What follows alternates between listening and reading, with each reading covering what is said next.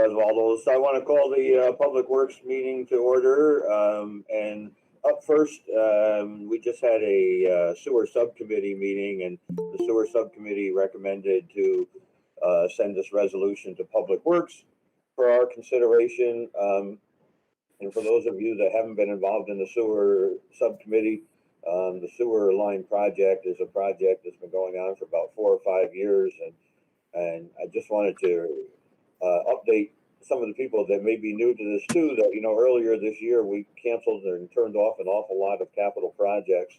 This was one of the projects we considered whether we should continue moving ahead with. And because it was primarily funded with EFC funding, and Ray had checked into that, and it seemed like the EFC funding was solid and it was there for us, and there was a lot of grant money towards this. And also we were being fined by DEC if we didn't get the project completed. And the fact that we were hoping that the COVID period may bring in some good bidding for us this summer. And I do think that that's where we're at right now. So we've got a number of very competitive bids, and Ray is making the suggestion that we award the bids to the 2 low bidders. So I will turn it over to Ray Jerkowski to give us some basic background of all this. Excellent. You got Ray. Thank you, Supervisor Knott. So again, just brief background. The existing Commerce Park serves what's known as the Columbia County Sewer District #1, and there's an existing sewer treatment facility at that location. It was installed back in the 90s, and it's outlived its useful life. Over the past several years, the facilities had difficulty meeting the required discharge permits as far as the water quality, and New York State Department of Environmental Conservation has fined the county and has required, under an order on consent, that the county either replace or look at all their alternatives. The alternative that was chosen was actually to do away with the sewer treatment facility, based on a cost-benefit analysis that was done, looking at the possibility of conveying all of that wastewater over to the existing town of Greenport wastewater treatment facility. And based on a past study that was done, that seemed to be the most economical, and the Board of Supervisors took action on that and underwent funding for that project as a whole. That was done again, over a process of several years. So fast forward, we've been in the design process. We've been in the process of obtaining the necessary easements for the construction, which have all now been completed with the exception of one associated with National Grid, which we're in the process of receiving. And then we've also received funding from environmental facilities as well. Earlier in September, our office, working together with Kelly and her office, had put the project out to bid, and that's for construction of a new conveyance system that would take all of the wastewater, bring it over, generally speaking, Route 66, the main corridor, go cross lots through Dutch Village, and eventually work its way over to the Greenport Water Treatment Facility, where it would be discharged and treated.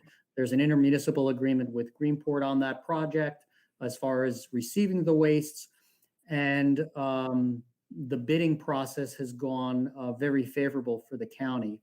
We publicly advertised the bid in the county's official newspaper. We've also notified several clearinghouses that hold plans for contractors to obtain for the purposes of bidding.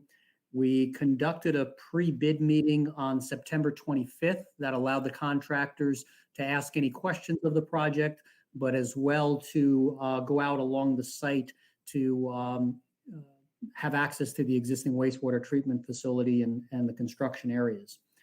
On October 16th, the county received a total of 13 bids for 2 contracts. On any construction contract that is over $500,000 in total aggregate, it is required that a municipality, in the county in this case, to break up that contract into what are known as prime contracts. And that would be general construction, which in this case is all of the pipe work, the majority of the demolition of the existing facility, installation of pump stations, trenching, asphalt restoration, and so forth. That's all covered under general construction. And in our case, we also have an electrical contract as well. That's another prime. And so they're responsible providing electrical services to each one of the pump stations, as well as final electrical hookups, as well as communication hookups, and partial demolition of electrical equipment at the existing wastewater plant once that gets decommissioned.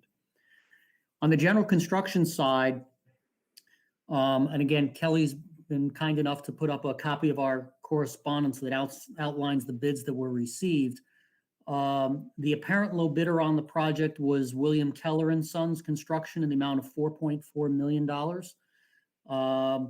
Very competitive as far as that's concerned. We also are familiar with them. They've completed projects in the town of Greenport and other areas that we're familiar with, and they're capable of completing the project. But we're looking at the bids themselves. By comparison, their bid at $4.4 million and the next low at $4.7 million is about a $323,000 difference, which is roughly 7% over a $4.5 million project. So again, showing competitive numbers. And then furthermore, when you look at the bottom four, there's only a range of $440,000 between the four bidders, and that's about a 10% difference between that low bidder and the fourth low bidder. So from an engineering standpoint, it shows a good grouping for us. To us, that means that all the contractors were interpreting ARC documents in a similar fashion, and therefore we're providing very competitive bids. So based on the information that's been submitted as far as the bid by William Keller and Son, they've provided all the required EFC funding documentation that records their anticipated woman-owned business and minority-owned business goals as set forth by the lending entity, which is Environmental Facilities Corp. And our recommendation is to award the general construction contract to Keller and Sons. The electrical construction contracts in a similar fashion, CDE Electric was the low bidder, and again, a very good grouping there as well, specifically the bottom three.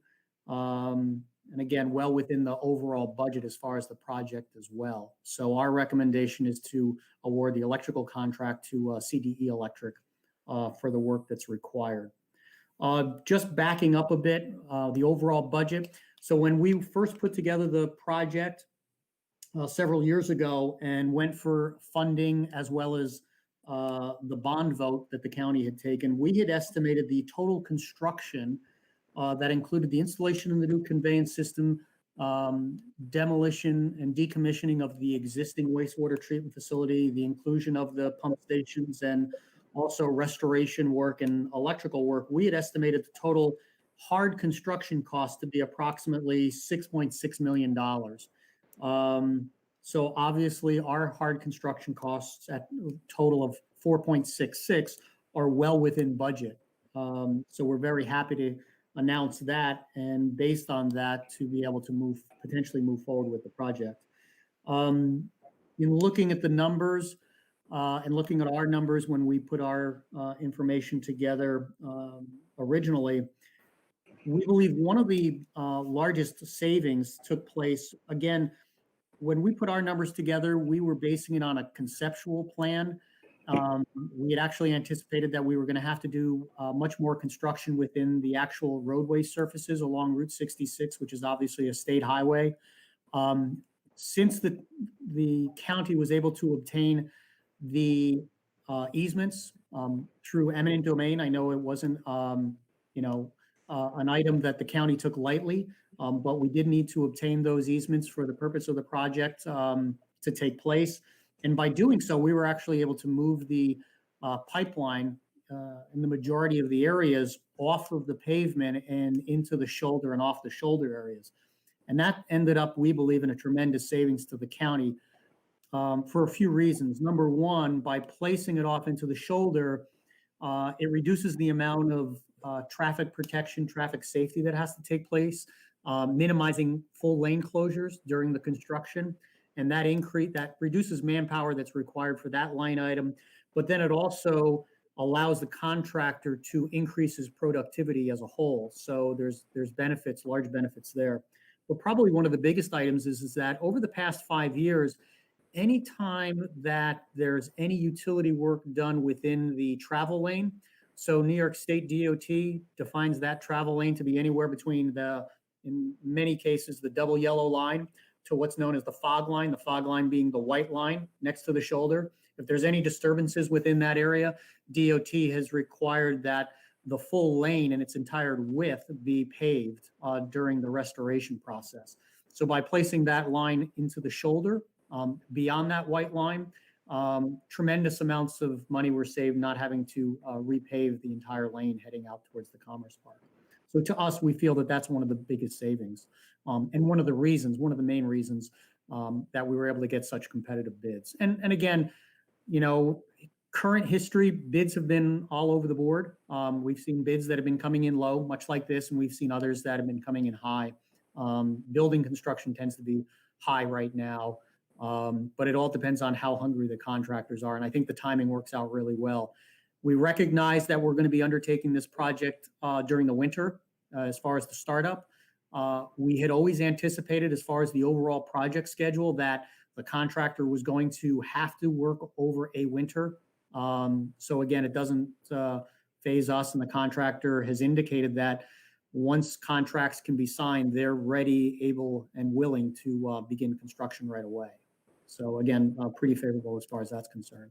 So based on the information that's been provided, we provided correspondence to the chairman of the board, and our recommendation is to award both both contract to the apparent low bidders, the general construction for William Keller and Sons for the total price of $4,409,584, and the electrical contract to CDE Electric in the amount of $254,300. There's been a draft resolution that's been drafted up for consideration. Obviously, it will have to go to the full board after it goes through the DPW committee and finance committee, I believe, as well. But ultimately, prior to signing contracts, we will be obtaining final approval from EFC, making sure that they concur that all of the required paperwork from the contractors has been submitted satisfactorily. So again, we anticipate that that'll be taking place sometime between after the board, perhaps the full board, perhaps formally passes the resolution on November 10th, and then entering into contract. Ray, when you get a chance, if you can send me the overall numbers, remember the total project numbers, which you said you were going to work on. Yes, I'm going to go ahead. I can have that. That's all. Yeah, by all means, we will. I'm going to actually try to get that before the full board meeting. And what Supervisor Guzzi is referring to is the financing that is available. We're going to take a look at that financing. And we're also going to take a look at what that impact is to the users as well. So we're going to look at overall budget, how financing comes into play as far as the EFC financing that we're receiving, because one of the funding sources through environmental facilities is based on a 20% of the overall cost after you take out any additional funding. So we have to run through some calculations to see exactly what that is.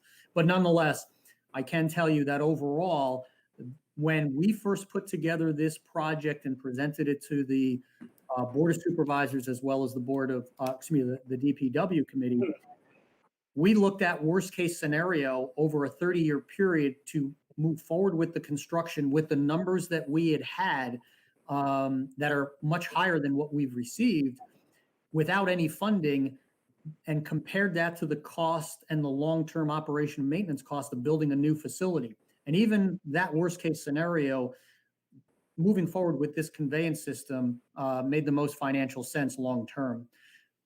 By getting these low prices, even though the amount of funding in the form of a grant that's going to be received from Environmental Facilities Corp., which is a state agency, is going to be reduced, the remainder of that funding that we get from EFC is actually at 0% interest. So again, very economical for us to move forward, and it only continues to benefit, the district and those users. But yes, I will get that information together, and I'll see if I can get that to Kelly and to everyone. Thank you. And Ray, correct me if I'm wrong, but for your answers there, Jimmy, I seem to think that I remember that So if this total project with engineering costs and soft costs ends up being 6.5 million in just rough numbers right now, we'll let Ray tie it up.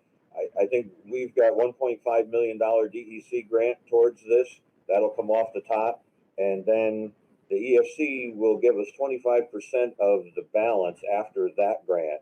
So they should be giving us 25% of, say, $5 million. And then they're going to be financing the balance of that at 0% interest. Correct. Something like that, sound right, Ray? Yeah, that's absolutely correct. Correct. Yep.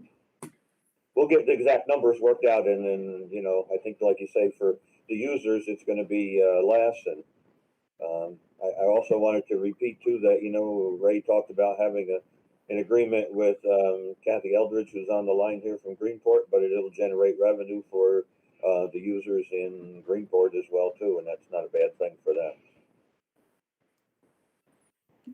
And I think this project originally, when we started, we were up around 9 million, right? Right. Yes, total cost. Yeah, so total costs, again, when we were looking at it, total cost including all contingencies, soft costs. The soft costs included the easement acquisitions, legal, engineering, construction administration. We were well over 9 million. And right now, based on the numbers that we've received and based on the soft costs to date and anticipating what's moving forward as far as the construction phase, we've estimated approximately 6.5, rough numbers. Again, I will take a closer look at that, but right now it is about, again, 6.5 million that we're looking at. So again, roughly, you know, a dramatic difference, obviously. Yeah, definitely. Over approximately $3 million. Right. I do have a question with regard to what you just said, Ron, about the revenue for Greenport. Yep. Because we're on the hook for what, 20,000 a year for what's being put in now. So that's for the users that are planned to come on currently. So that would change with any new users? Correct. Correct. Any additional users, I mean, whether they be in Commerce Park or elsewhere, they would have to come to the district and to you, but yes. Well, It would, so, because then it would increase over that 20,000. yeah, I forget the exact math of how much money we anticipated you getting. You might know that better than I, but I just. 20,000, I'll never forget it. My point is that it's generating revenue in these times. That's not a bad thing for anybody in a small town or county, you know, so. Yeah, Thank and keep in mind, you know, from the county standpoint, absolutely as far as the revenue, but then also from the expense standpoint, because again, one of the issues that has plagued the existing facilities, the continued operation and maintenance, keeping up with changes in the regulatory requirements as far as the level of treatment and the water quality effluent that's required. It's dramatically reducing that, you know, as far as that operation and maintenance cost. Right. That was one of the big factors that we looked into. Yes, correct. Will this in any way challenge Greenport's operating capacity? No, Town of Greenport has ample capacity. Currently, the facility is rated about 1.3 million gallons per day. With this facility, or my apologies, with this connection, the Town of Greenport roughly would still maintain approximately an additional 50%. I don't think that we've actually, even with this, would reach the 50% mark at the town's existing facility. So there's actually room for growth within the Town of Greenport as far as their facility is concerned. Which is one of the reasons we went down this path in the beginning, really, so. Yeah.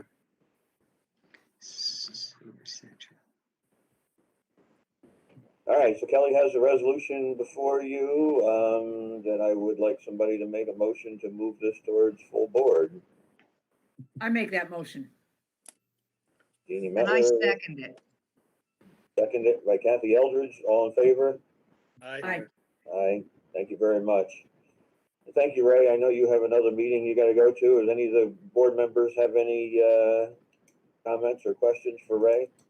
Just, you did a really good job, Ray. We appreciate it. Saved us quite a bit of money there. Yeah, thank you very much. No, appreciate it. It's been a pleasure, and it's been exciting. We recognize how exciting of a project and an important project it is for the county, and we're looking forward to getting the construction started and seeing the project through fruition. So yeah, we're looking forward to it as well, but thank you. Thank you, Ray. And for any of the committee members that weren't on the line earlier with PJ, you know, the county has been laying out money for all the engineering costs involved in this project to date. And once we get into a contract with EFC, we can start billing them and getting some of that grant money and reimburse PJ's cash on hand. And that would be exciting to PJ, I'm sure. So. Yes. All right, thank you. All right, thank you, everyone. Thank See you, you Ray. soon, Ray. See you soon. All right, bye now. It looks like according to Kelly, we're up with highway first. That would be me. How's everybody doing? Good. Tony, how are you? Good, good. You can hear me okay? Yes, I hear you fine. Thanks, Tony. All right. Hot mix patching of roads, our drag boxing will be wrapping that up this week. Mother Nature's kind of going to put an end to that for us, it looks like. We completed some girder repairs on the Stall Bridge, County Bridge 105 in the town of Claremont. We completed steel deck repairs on the Richmond Store Bridge, County Bridge 123 in the town of New Lebanon. We completed the remaining 45.37 miles of center line and edge line pavement marking on county roads. Total for the year of 268.51 miles of county roads, as well as 71.65 miles of town roads. That was right. We completed culvert replacement on County Route 15. We're still working on the wing walls for the catch basin, so that road is still currently closed. We're hoping by the end of next week that road will be open. That's in the town of Tonic. That was a failing concrete box that we had to replace. Let's see here. Last week we began setting up our snow and ice equipment. That continued this week, and we should all be ready. Everything will be ready to go if we do get any of that snow come Friday. And then the usual roadside sign maintenance and equipment maintenance. Our mowing wrapped up this week as well. I started the interviews for the 3 seasonal laborers. I actually have had 3 applications come in pretty quick. All 3 were sent for drug testing. I got 1 back. He's going to be starting next Monday. Still waiting on the other 2. We hired 1 part-time laborer. That's the after-hours watchman. He did his training and he's been working his shifts, so that's working out well. 1 employee is still out on extended sick leave. Right now, it's looking like he should be back as long as he can get the clearance in the beginning of December. So, and we had 1 motor equipment operator resign. Went to work for another town, and we have 1 on which came in after this. One's going to be on an extended leave of absence, unpaid leave of absence. So, no new business, and 1 resolution request. And it's something I talked to Ron the other day about, so it's kind of a last minute thing. It's authorization for the chairman of the board to enter into an intermunicipal agreement with New York State DOT, pending county attorney approval for the use of the county's New Lebanon Yard and salt shed for snow and ice operations. Basically, they're looking to have the option of using our yard as kind of a refill point for their trucks now that they've gotten all their roads back up there in New Lebanon County 20 and 22. They will leave one of their loaders there. Their operator, their driver will come in, grab their loader and load out of our salt shed, and they will replace each load that they use. I did hear some things today that they may change that to the town of Canaan highway garage, but I haven't gotten anything official from Mike Duval. I do have a draft agreement, which I shared with Rob. I know, Rob, if you got that the other day, if you're still on. That was just kind of a draft agreement that Mike Duval said, wrote up over the DOT, asked for our input on it. So that's kind of where that's at. That's all I have.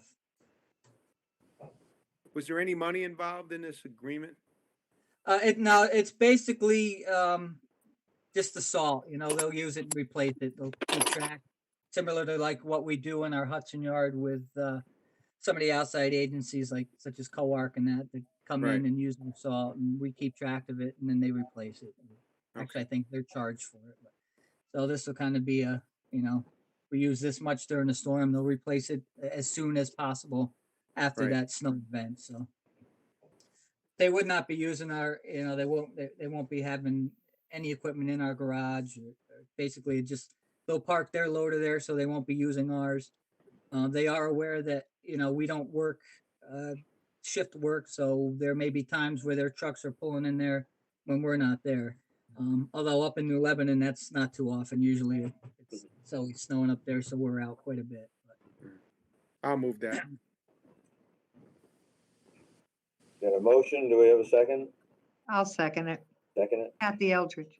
And we will have Rob Fitzsimmons, review this before full board, make sure that the contract the state sent is okay. But okay, got a sounds good. motion? Second, all in favor? Aye. Opposed? Carried. All right, thank you. Any other questions for Tony before we move on to facilities? Was it next? So Tony, are they gonna leave that block heater plugged in on that payloader all the time on your dime?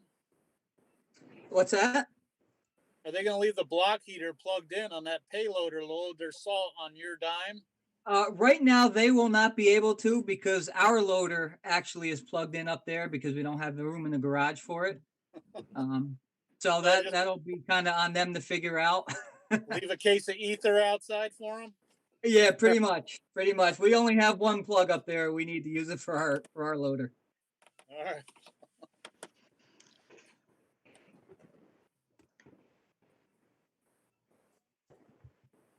Okay, Brian is up next with facilities. All right, good evening, everybody. Hi, Brian. Howdy, howdy. All right, bear with me. I'm home. I have all my stuff at work and I can't go to work, so I got most of it here. A brief summary is at 610 we had to repair a couple water lines that were leaking and replace a hot water heater. We ran new computer lines for MIS and 401, 560, and 610. The airport, we've been repairing some of the doors on the new T hangar. Seems like the cables seem to be stretching, so little by little we're going out there and tightening them up, and fuses and a couple limit switches were getting tripped. So we've been out there quite a bit working on those doors. Let's see.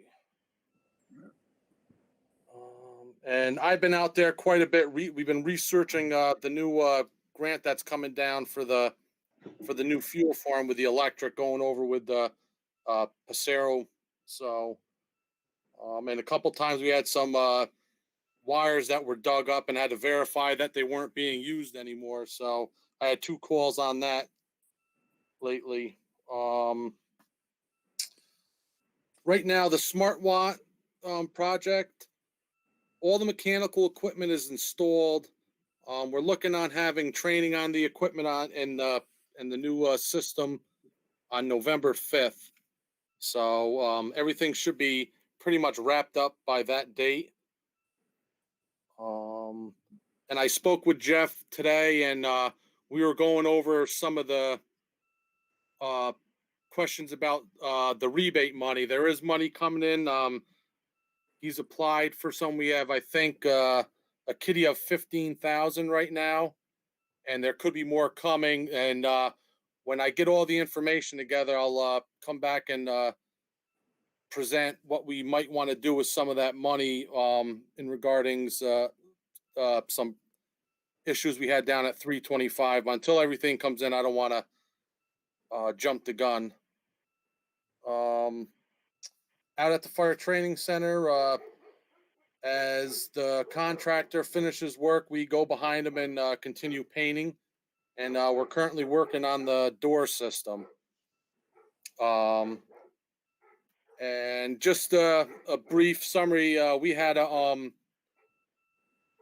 employee test positive, and he was around a couple workers, so the health department deemed to put 5 other employees, including myself, on a quarantine And the employee, when it happened, he was good about it. He felt when he got home and it's like, I really don't feel too good. And I explained to him, I said, well, don't come in tomorrow. Call the health department. So like all the steps were taken to limit the spread. And that's kind of, what the story came out to be. Just want everyone to, in case everyone's hearing something different. The employee was really good and contacted, and I told him to stay home the one day and call the health department. They advised him to get tested, and he did. And it took a while for the test results to come back, but we found out Sunday. So right now you have 4 guys or 4 employees out right now, out of a 7-man crew. So we're we're a little busy right now. But other than that, is there any questions on the regular daily work? Those septic tanks you pumped, they were at the highway garages, right? Septic tanks. Yes, at all the highway outposts. Okay. Correct. Okay. Yep. Good. So this way, we had no records on when a lot of them were done. So now at least we know, starting 2020, they were all done. So Good. this way, it's in the. So I just had a question. I know I asked this of you last time, but there's still lines outside for the DMV. Is the volume decreasing at all there? So when we get in truly cold weather, we're not going to have issues with people standing outside, or? I don't think so. They are there constantly whenever I drive by. It seems like towards the afternoon it slows down, but in the morning they're lined up pretty good there. I don't know.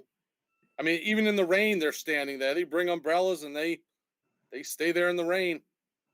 Yeah, I just wonder if there's something that we could put up. I don't know what the rules are for sidewalk inhabitants, but given that it's still a state of emergency, if we could just put something up for the people waiting. But I guess once you do that, you're putting them in a more confined space. Which is, I spoke with Holly and she was mentioning possibly awnings, and I was just like, well, I don't know. It's something, we might have to look into, but we just, she was like, well, let's hold off for now, thinking that this could have been somewhat a little easier now, but I don't think it is. They are getting there is a big traffic flow in there. They're down too, aren't they still down to employees? They have 2 positions that they haven't been able to fill as well, correct? Because of the furlough? I've heard that before, yes. Yeah. And I believe they're closing on Friday, if I'm not mistaken. Yeah. So, I mean, the only option I think at this point, if we, maybe if I talk to Rick or someone from MIS, and maybe there's like a buzzer system where, like at the restaurant, where the people can wait in their cars, and when they get the buzzer, they can come in, and they just have to hand it back in. Something like that could be an option. You could probably do that with cell phones today. Most everybody's got a cell phone, so. Yeah, that's true. But.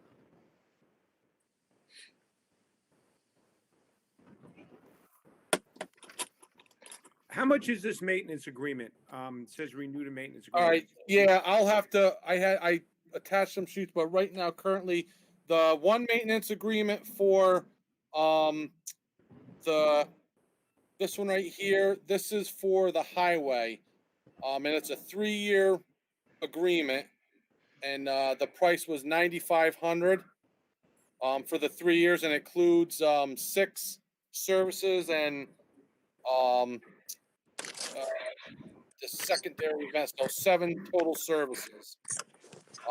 This one right here, this is at the highway garage, which services the fuel pumps and the garage itself. This one, I don't know if it's too critical. We may be able to have. I know in the past sometimes the mechanics did work on it, but there was contracts on these and they've all expired. So that's why I've been in contact with the guy from CAT to draw me up some new contracts. They were 5 years before, so I told we had to go down to a 3-year. I was just kind of wondering what they're doing for that price. I mean, it doesn't include, I mean, There's a it says summary on the maintenance. back of this, of what they do, right Okay, there. okay.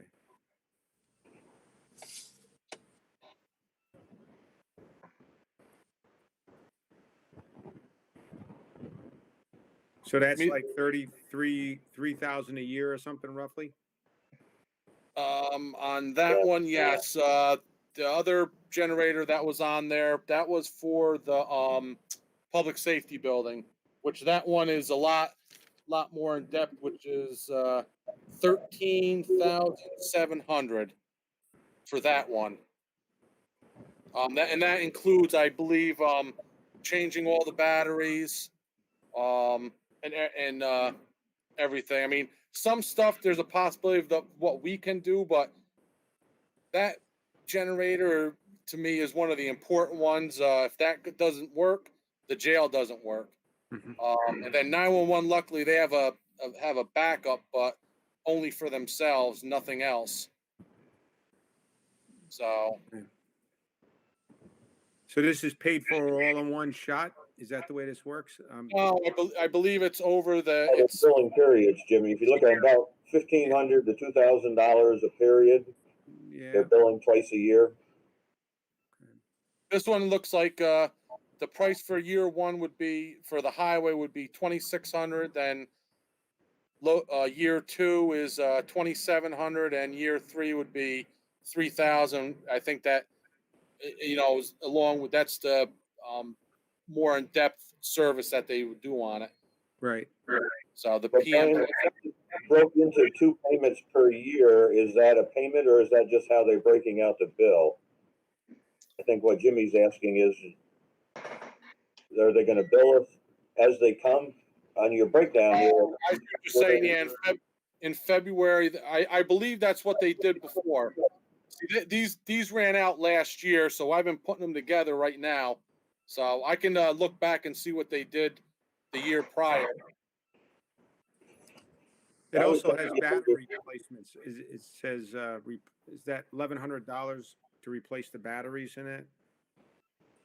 That's probably, yeah, that'd probably be in year three, if I'm not mistaken. Yeah, 20.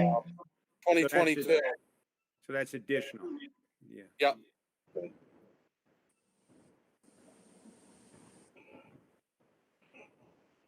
I mean, something like that we could probably do ourselves. Go along every 3 years, just swap them out.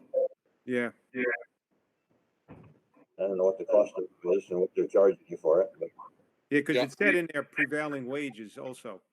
Oh, that's where they get us is the prevailing wage. So the basic maintenance on this generator, I mean, I don't see why I guys can't do some of it, but I believe years ago, if I remember correctly, the mechanics did work on this one, unless it was something to do with the actual generator itself. right. But because this is the old, I'm trying to think, this may have been, I think the motor came off of a bulldozer, if I remember back in the day. This is an older unit. This is in the shed, right? I think I've seen this one. Yeah. Yes, under the shed. Yep. Yeah. But like I said, this one I'm not really concerned with. I mean, we've had problems with it, but the jail one is the one I concern myself with. That's the big one. Right. And like I said, I don't know, as long as we have contracts and these guys are serving us, I don't know, does that take liability from us if something ever happened? But well, that's what I was gonna ask you, Brian. Do you know that if we've got a contract and they've done the maintenance and then the thing doesn't work, do they cover a service call or are they gonna bill us extra anyway? well, normally, like I've been with the guy when he's done the services a lot of times, and they run it, make sure everything works on it before they leave. So I think right there is their out of saying, hey, it works now, Right. and they sign off on what they did for it. So, I don't know where that would come into, if it's working when they're there and they leave, they're going to say, hey, it worked when I was there. Yeah. But, So, like I Gary, said, this doesn't give us any kind of a guarantee in between. This is No. just a maintenance contract. It's just Yeah. just doing the maintenance on it, but there's no, it's not a full-blown service contract. It's a Right. maintenance contract. Yeah. Am I correct saying that? I'm, Yeah. That's what I was asking, yeah. yeah. And the only good thing is with these, whenever I call and I do say which one it is, they have the records on and they know what. And a lot of times they bring stuff that goes with this unit, so to Mhm. speak, come down if they have it readily available. But like I said, the highway one, I mean, it is important, but it's not I just worry about the one at the jail is the one I worry about more than anything because that's a very large generator and it does quite a bit. It actually does the whole facility. Okay. If that generator goes down, who brings in the backup? Well, that's why I spoke with the guy, and that's they have all the information, and I would just call them up, and they would have one brought down. So, I mean, of course we'd still have to pay for it, but They bring a backup These guys- generator down?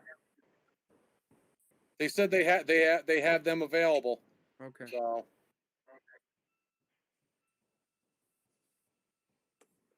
All right.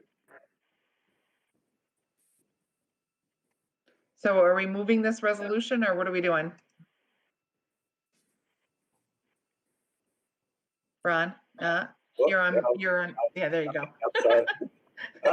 Jimmy, what do you want to do? I mean, I think Brian said we could wait on these a little bit too if you want to ask some more questions. Or do you want to? yeah, like I said, they don't come due till like February is where we put them at. So, we can hold off till if you want, I can try to get more information. Brian, would it be possible to email me them things? I'd like to look at them a little closer first to Yeah, see no what we're problem. really paying for. Yeah. I mean, They're on Lawrence your, not gonna, oh, yeah, I'm sorry. no, I was gonna say they're on the forms that we were just looking at are on the website, Okay. the All right. reference website. Do you need other stuff or do you want a Well- copy of the actual contract? I wanted to see if they had more in depth of what they covered than what I'm seeing here, Maybe if they know we're hemming and hawing on it, they'll come down on the price a little bit too. There you go. Yeah. Yeah. I think there's another, I can email you some other stuff that's on that. So, I'll do that. I'll go through my emails. I'll email it to you tonight or tomorrow. Yeah, okay, thank you. That's all. So we're gonna hold off on this? Yeah, let's hold off on them then and ask some more questions. We're not in a rush, so. All right, so we'll move on from there. Is Brian? Okay, Is that all you had, Brian?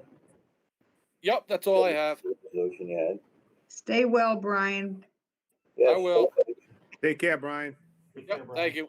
Thanks for the work that you did up here in Greenport. Much appreciated. Oh, no problem. Thanks. You're welcome. All right, we'll let Dean up next with engineering. All right, good evening, everybody. Thanks for sitting in. As always, our first item is federal aid bridge and highway project updates. We're still working on some closeout details on our County Route 25 or the Fitting Creek Bridge project, some nagging things there with DOT, but we'll get that done here in the next few months and complete that project closeout. Next one is County Route 18, our Fish and Game Road project, the highway reconstruction project out in Clawbrook. Final contract plans for this project are now 98% complete and will be sent to DOT and FHWA in the next few weeks for their final review and comments.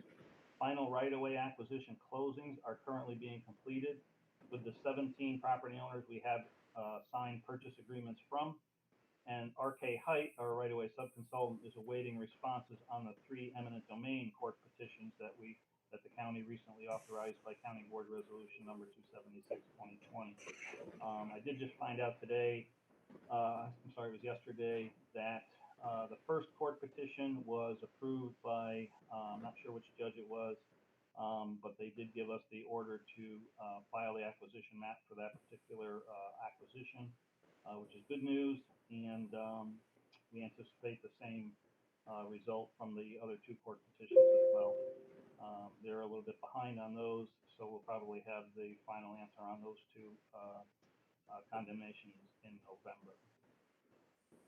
We also anticipate submitting all final plans, specifications, utility work agreements, and the right-of-way completion certificate to DOT and FHWA by the end of this year for final review and approval to advertise for construction bids, which we hope to do sometime in the first or second quarter of 2021. County Route 7A, the Copac Hamlet Reconstruction Project in Copac. The professional services agreement with Greenman Peterson Incorporated for the design and right-of-way incidental phases of this project has been just been executed by the county.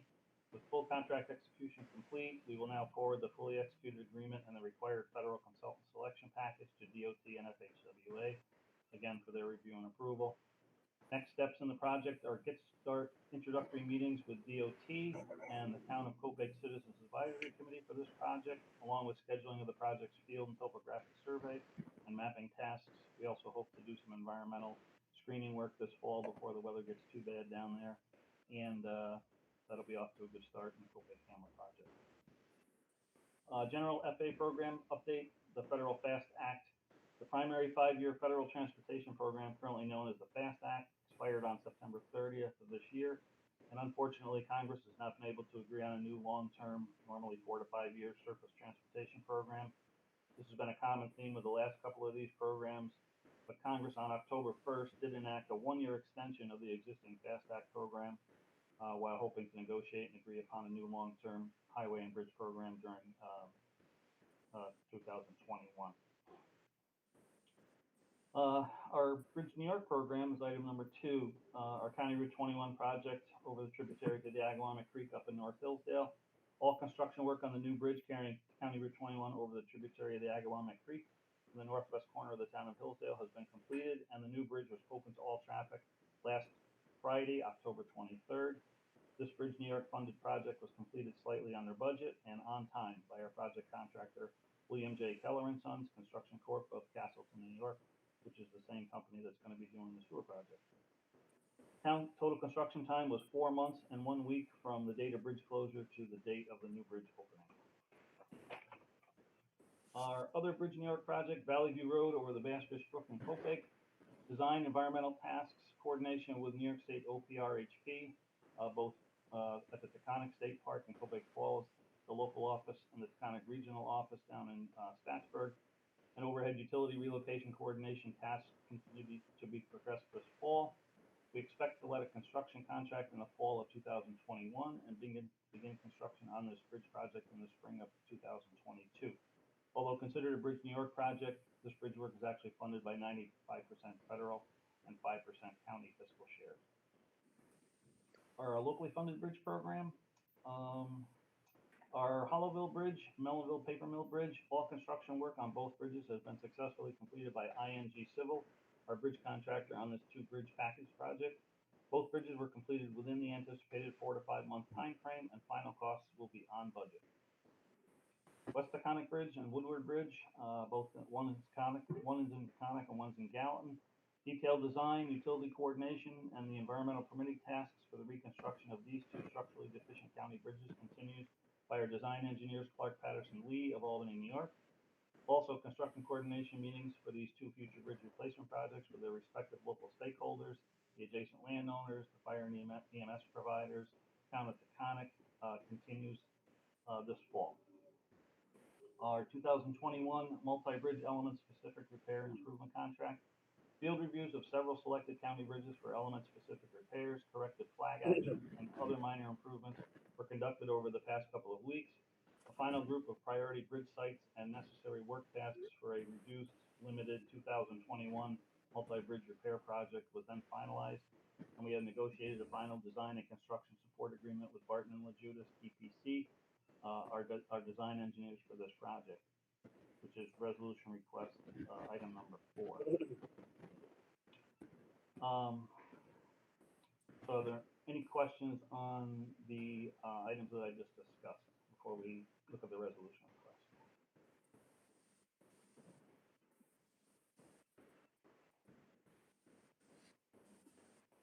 If none, the resolution that we're requesting is for a project that will be done in 2021. I put it in the capital budget for 2021, and I understand that the budget hasn't been completed and finished yet.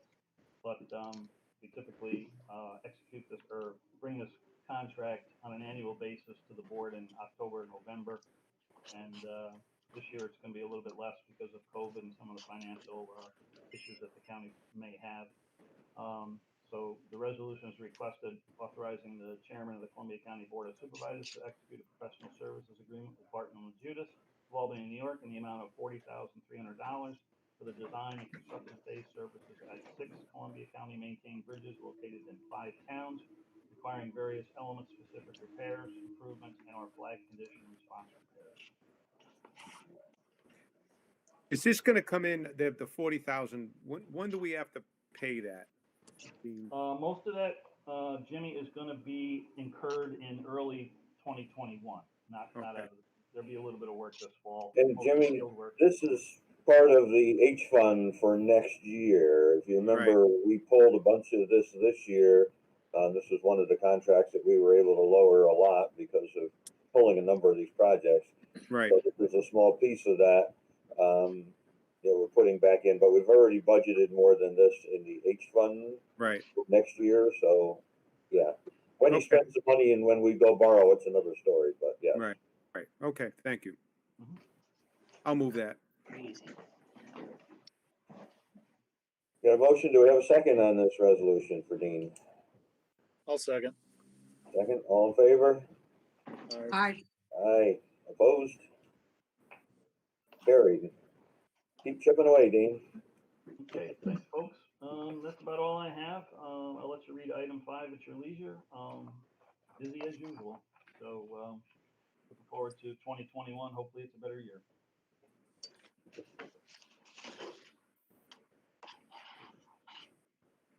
All right. Last but not least, we have Jolene with solid waste. Okay, you have before you the station report. As you will see, we thought we'd be leveling off by now, and the garbage just keeps coming in and increasing. We had a conference call today for the household hazardous waste collection event with the contractor and DEC. So we're all set for this coming Saturday. We do expect to have quite a number of residents showing up. We will be having COVID protocols in place. So unlike past years, we will not be able to keep a running tally of what the participation by each town, but we will have a car count. Station hours changing that we discussed last month at the committee meeting. We decided to hold off till January 1st in order to get the proper signage up, get residents prepared for it. So that'll take effect January 1st. Hudson Landfill, we took a tour of the landfill with DEC, and we've actually completed all of the work that they suggested with the clearing of brush. We will be walking the site again in the spring to further assess whether we have to do future repairs on it. Recycling permits, we've gotten a number of calls from the clerks and from residents. They will be available the week of December 14th, and the price structure is going to remain the same as last year.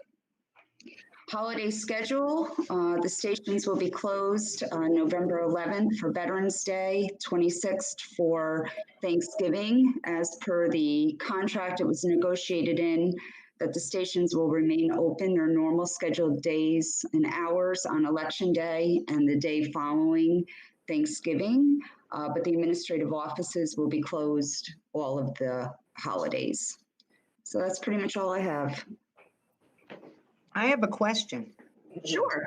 because I've had a couple of people question me as to if somebody can refresh my memory as to why there were no furloughs in solid waste.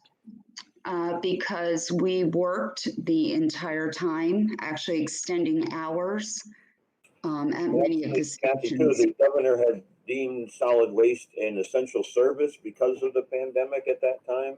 Mhm. So we continue to keep everybody working. I believe it was a sanitary issue, correct, Ron, for Yeah. health and Yes. That's why the governor had mandated that solid waste was an essential service. There's certain things, and if it had been a snowstorm, highway would have been an essential service, but this was a different type of pandemic. So that's what we were following the state orders at the time. Jolene, I had a question for you. Sure. See you got a loader in for next year's budget, okay? Correct. And I was wondering, first of all, was that what a trade price, that loader, trading Yes. the old? Yeah, yes, it was. And how much were we getting for that? Do you remember? I don't off the top of my head. I'm not at the office tonight. Yeah, But you can- I can get that to you. Yeah, because part of the discussion's been, do we keep that old loader, number one, as a Mhm. backup, you know?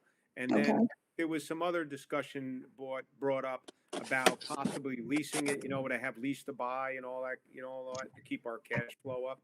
So I didn't know if that was something you looked into, or could we possibly get some numbers on that? Because that's been coming up in budget, actually. Sure. Actually, I did check into that, and usually with solid waste equipment, they don't like to do the lease to purchase, only because of the wear and tear on the equipment. That was also holding true for the trucks when we looked at that with Ron Caponero back in the beginning.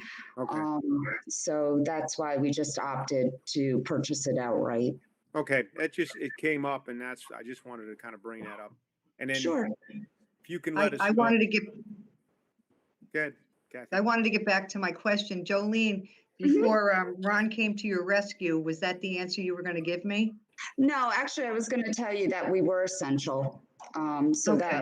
that was a huge discussion, mostly with the employees. But Okay, all right. Sorry, Thank you. Kathy, I didn't mean No, to no, cut no, you no, off. no, no, no. You always jump right in there, Jim. No, no, no, that's good. Thank you. okay, are there any other questions?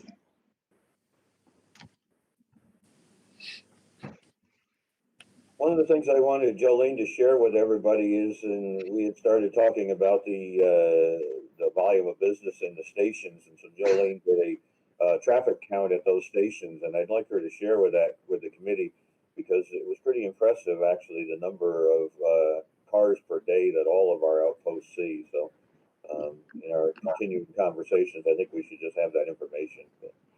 Okay, well, I will definitely send it out in an email tomorrow to everyone, and I'd like to thank Dean for making that happen. It was kind of surprising. We see what the bag sales are and the punch card sales are on when the stations are open, but we don't realize how much, actual traffic goes through those stations on a day-to-day. But I will share them with the committee tomorrow when I get back in the office. Thank you.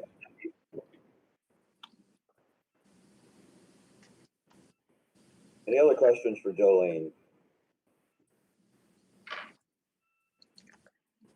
Any other business anybody would like to bring to Public Works Committee?